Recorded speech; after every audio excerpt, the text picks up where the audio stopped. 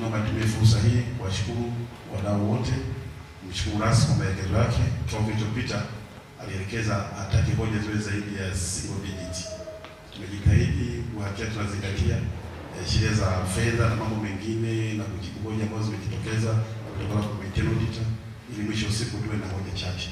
Nafikiri mheshimiwa rasmi tumetekeleza vizuri kama tulivyoagiza. Tuna hoja 8 na hoja 8 zote tumeziona zinajibika, zote zina majibu, na mimi tukutana tena nafikiri tutawaita wenzetu endelee kupitia majibu yetu, huenda pia zikapungua zikatoka 8 tukakutana na 2 au 3, lakini huu pia ni mwanzo mzuri. Next financial year tutafanya vizuri zaidi, maana tujiweka commitment.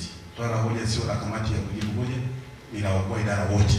Kwa hiyo tunakutana kwa idara wote, tunaoja hoja, tunakaa tunakula chakula, tunashinda hapo, tunajibu kwa tupetie majibu mpaka mwisho. Nafikiri hii pia imetusaidia zaidi. Wote ni wa halmashauri ambao wanatekeleza majukumu ya kampuni na halmashauri ambapo bali na kutukagua, lakini umekuwa kitushauri.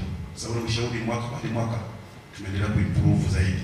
Naamini sasa wenzangu wote pale wanajua kujibu hoja. Maana kwa hoja anajibu nini DT tu au na mkaguzi na nani, basi wengine wataweza kujibu hoja. Lakini sasa hizi mtu yote kwenye idara zetu anakusha anajua jibu la hoja tuliweje na namna gani ajikinge asipate hoja.